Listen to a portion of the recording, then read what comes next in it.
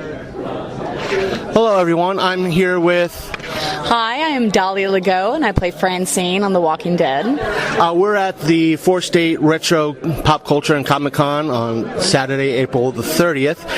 It's an honor to meet you. Dahlia. It's Dahlia, right? Dahlia. Yeah. As you said, you were part of The Walking Dead. What other project, before we dive into The Walking Dead, what other projects are you doing right now that if you want to promote, you can promote right now? Well, absolutely. There is a new show on the CW called Containment. Same kind of an idea, a viral outbreak happens in a city, and so they decide to quarantine part of the city with all the people who have been infected. So I will be taking part of that this summer. I believe it plays on Thursday nights on the CW, and I play one of the women who works for the government there. So yeah, there's that coming up. To promote that a little bit more, that way CW can't really say you're not doing your job. Is there any more you could tell us about how you were picked for that role, or any? Everything in especially within the Southeast is pretty textbook. Everyone just has an agent. Pretty funny enough, actually, now that we have the World Wide Web going for us. I just went on tape in the city I live in. It was sent into production, and production just picked me out of everybody. And so then I get a call directly from Los Angeles saying that, I'll be shipped to Atlanta and start filming with them. So. Now to walk with, I won't say walk, but wander over to the Walking Dead. You played one of the cohorts with, I won't say everybody's most loved character, everybody likes Daryl, but I want to say the second most loved redhead on the show. What was it like being on that show? I would say The Walking Dead is definitely the most difficult work that I've ever done, and it continues to be that way because there's really nothing glamorous about it. You get to a set that's outdoors, either it's 19 degrees cold or it's 98 degrees hot, and you're working for 12 to 16 hours in these conditions. And you're running around and you're climbing things, and by the end of the day you can barely move, but it's a great experience that way anyhow. Did you have any, working for The Walking Dead, did you have any restrictions in reference to what you could say or couldn't say? Oh, definitely. You sign a very, very serious non-disclosure agreement, and so even when I got onto the show, I couldn't even tell.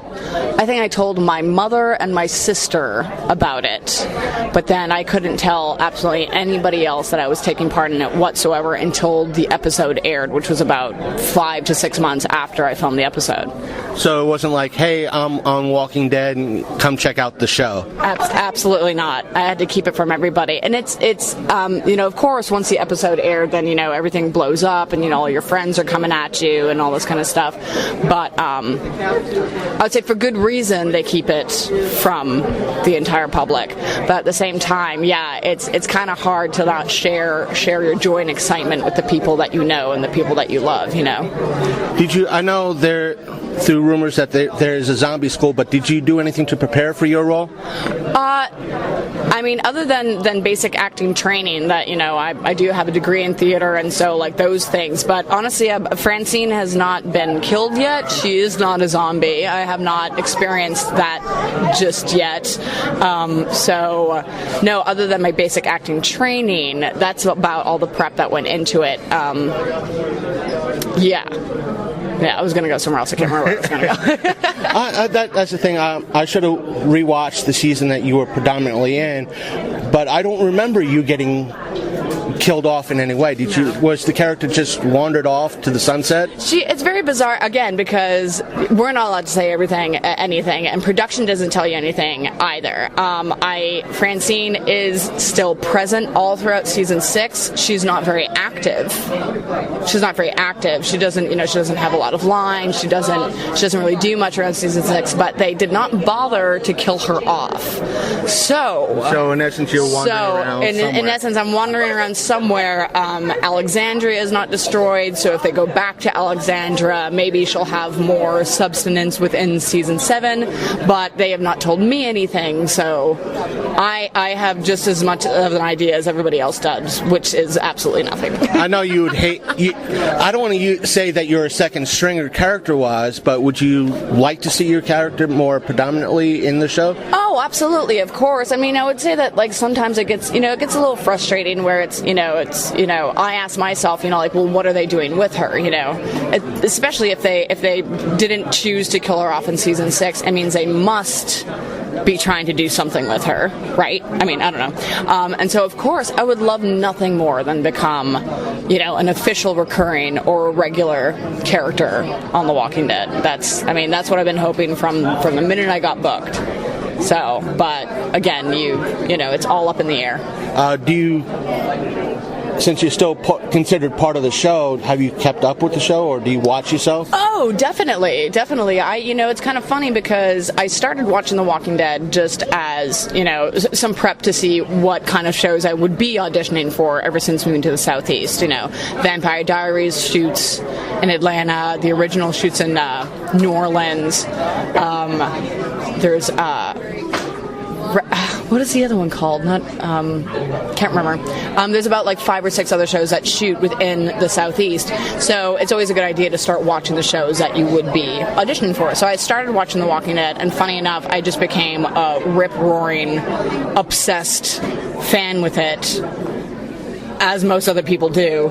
And then about 3 months after me just starting to watch a show, I was booked onto the show. So I do keep up with it. I keep up with it also because whenever I get onto set and I'm doing work there, they don't give me the script for the entire episode. I don't get to read the entire episode when I go and do work on set. So I have no idea what's happening episode to episode, even though I've taken part in a fragment of the episode. I think that's, I won't say standard, but me being old school, I'm not going to ask you your age. That's the standard. You don't ask, one of the major rules, you don't ask a woman her age. That me being a fan of different genres over the years, hearing various actresses and actors say, they don't give me the end of the script because I'm a chattermouth. Yes. Chattermouth. Oh, yes. So that being said, because you're keeping track, do you have any theories on who bit the bucket? I'm not going to say, do you know, no. but You know what? But do you have any theories of who bit the bucket? So I don't know, and actually, I don't think the rest of the cast does either. They do start shooting again next week, so I'm sure everybody will find out soon enough, but or the rest of the cast will find out soon enough. But when I was talking to people at other Walker Stalker cons, none of those larger actors knew who they were going to kill off either. So, do I have my theory? My theory is that it's still going to be Glenn. That's what I'm hearing. It's Glenn. Theory. Some say it's Rick. Some say it's definitely. They're not killing Rick off. Rick is the backbone of that show. Even though he's not the most likable character anymore. Even though he's not the most, I would say right now, Daryl beats level. Yeah, Daryl beats everybody. Actually, Carol now is beating Rick in a lot of Stasis's, and then I think Abraham as well. But you kill Rick off, the show doesn't exist anymore. So I've been hearing one fan theory that I heard is that it's someone based on, they actually drew up a map of where the RV and everybody's kneeling. Have you seen that? I didn't bother reading who basically it's somebody completely different than what's the people there. It's like, it's someone else that's kneeling that you don't see because of the tree line. What? No. Wait. So not one of the main... It's not one of the main cast. It's someone else. No, I don't. I think somebody main definitely dies. Somebody dies every season. Someone major. Somebody major dies every mid-season, and then granted, this is the first year that they didn't kill somebody off in season, or they did not show who was killed off in the season finale.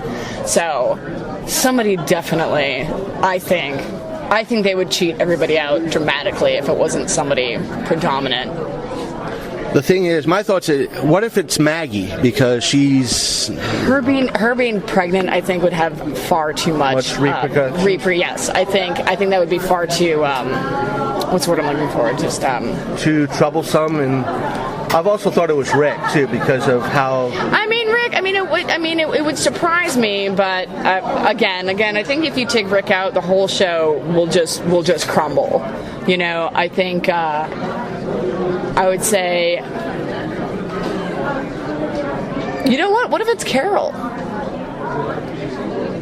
You know what? The fact that she was about to leave. Yeah. You know? She's about to leave. That would be a decent twist. That would be a decent twist because it'd be devastating to everybody. That's right. It would be a WTF to everybody, but... If Carol gets it, I'll state right here that M. Night, you got to pay attention. That's how you do a twist right.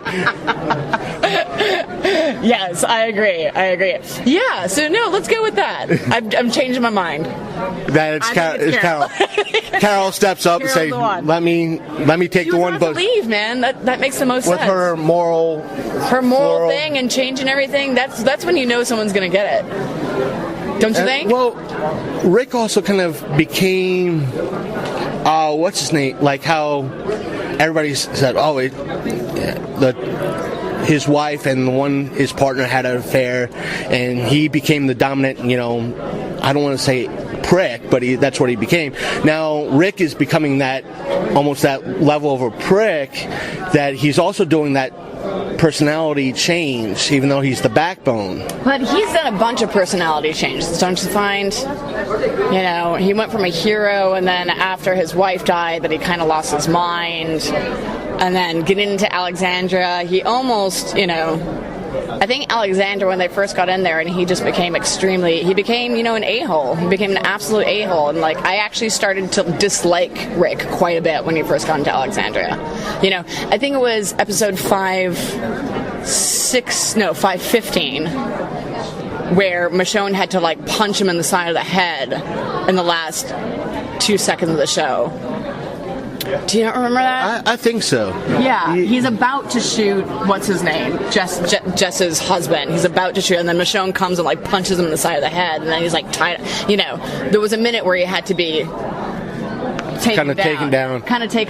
But now he's come back around. Him and Michonne have a nice relationship going on, which was surprising to everybody, but I think that's, I don't know. I'm okay, well, that's cool. That's okay. I think at that point, I was when you see his son kind of almost walk in, it's dude, it's a zombie apocalypse. You got to find some sort of hookup. Even now, you're kind of finding a hookup yourself. Go at it, Yeah. Take what you can get. Yeah. But some minor characters seem to have taken the bucket this past season. Do you think they could have pulled that off with us to have a minor character? Well, definitely, but I would say the most minor character who was in that group of people would probably be Aaron. Aaron's the nerdy, awkward one, right? Aaron was the one who was the scout who went and found them and brought them to Alexandria. I'm thinking it might be that nerdy, kind of awkward guy as well, too, because he handed over the bullet recipe. He's been kind of stepping up as the main character. You mean Eugene? Eugene. Oh, maybe. Yeah.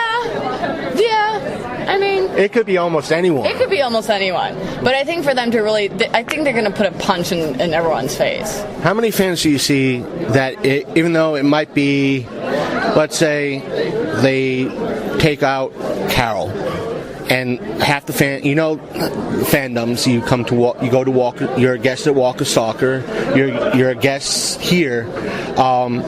You hear the fans. I think it might be Rick. I think it might be Eugene. I think it might be Daryl. Long shot, but But at the end, when next season starts, let's say it's Carol. I knew all along. Do you see that a lot? Yes. I would say I haven't been to a Walker Stalker or a Comic-Con. Well, actually, I'm lying about that. So when Glenn was underneath the dumpster, that whole thing ensued, where everybody was is Glenn dead or not?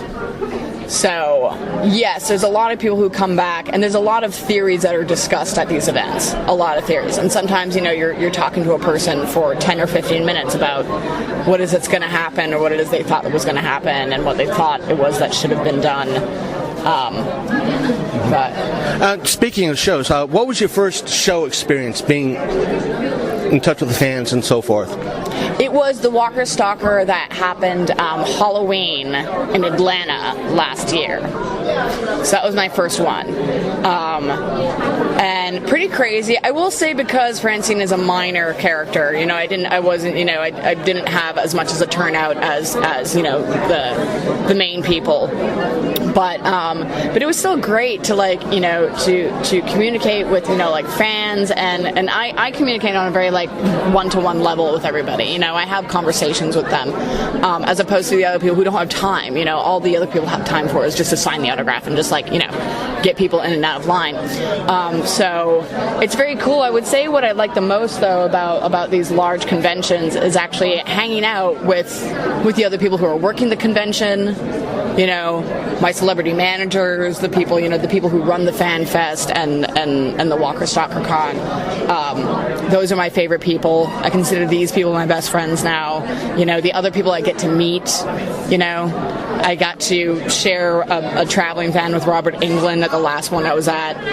Robert Englund talked my ear off for 15 minutes about Penny Dreadful and all this kind of, so it's these other people that I'm meeting that's really he's one of the major celebrities I still would like to meet, because of he was a guest on Mad TV many years ago. I still want to meet him and go, how many people have come up to you and said, I liked you in V? Because he's one of those who's most recognized for Freddy and so forth. But we're here to talk about you. Have you done other stuff other than the new CW show and Walking Dead? Other than TV and film gigs, not just yet. I would say that most of my career has been in theater, so I think I might actually be returning to more theatrical events within the next year. Just because I miss it. It's a completely different vibe, a completely different art form, and I miss it quite a bit. So I think I'll be returning to do some theater within the Northeast. To take a break and kind of recenter, I don't know, find my roots again, Yeah, I would say, and to me, my TV work hasn't been consistent, unfortunately. So, and I'm starting to just miss my work. So, probably going to go back. From what I hear, a lot of people who work in the theater, it's a great way to hone their craft and so forth. Do you find that too as well? I mean, yes, but I would say it's just completely different. You have a storyline that has, the beginning and end of every single one, and I would say that to me, it's just as professional as anything else. I think if you go to Los Angeles, a lot of people do theater, but only because they're trying to get more face time within the film and TV industry. But I think it's its own business. It's completely own business. You go to Chicago and you go to New York, and there are certain actors who have no interest in doing television or film. No interest, But if a role came across your desk that might interest you, would you do a major movie or? Oh, of course, absolutely. If it was offered to me, of course. I'd have to read the script and see who I'd be working with. But of course, it's more of a thing where the consistency with the work is a hard thing to come by within TV and film, as opposed to theater where you could start a theater show and do it for an entire year consistently. Even though I've never done a theater performance, I hear it can be a little bit tough because it's the same thing day in, almost the same thing day in. It gets a little bit tiresome to some people. I could say that sometimes it can get monotonous, yes, but at the same time, the nice thing about theater is that you get the opportunity to do something different with it every single night, and you'll never do the performance the same way because it's live. You'll never do it the same way at any two performances. Well, I'm willing to say you can't really be a part of Hairspray and come out on stage and go, Oklahoma, but well, no, but also you can get in trouble. Well, I mean, one, I don't do musicals. Musicals might be a little different, but like within straight theater, what happens is that you're reacting off of the audience that you have, and especially let's say you're doing comedy. Let's say you're doing like Neil Simon, right? You do it one night and people are laughing every 5 minutes, and then you do it the second night and for some reason nobody is laughing at all. Somehow that will start to affect the way that you're, the way you're performing, the way you're reacting, the way that you and your other actor friends are on stage. Sometimes you and the other actor on stage, even though you're saying the lines, you're communicating to one another in some sort of a strange way, like, hey, we need to do something here. Or then sometimes you have a person who misses a line. Especially if it's a comedy. And so you get in the aspect, is my timing off? And then, this whole thing starts, and because it's live, it's just, and you can't stop, It's not like film or TV where you're like, oh, sorry, cut, let me do that again. I mean, it's not that you have like a million takes to do. You don't have that in TV or film. Sometimes the most you get is 3. So if you don't get it right the first time, you're not doing your job right. But the same, simultaneously, theater, you don't have that option whatsoever. If you don't do it right the first time, then you've just ruined the entire thing for everybody. So. Well, looks like the con's trying to get a little bit started up. I'll let you be and have fun with the guests. It's nice speaking to you, and we hope to catch you on the CW this fall, or is it this summer? It's this summer. I'm not sure it'll... I'm not entirely sure when it is. Well, either way, we'll keep it on CW, and we'll probably review it on our show when it comes through. So, again, thank you for being on the show, and nice meeting you. You too.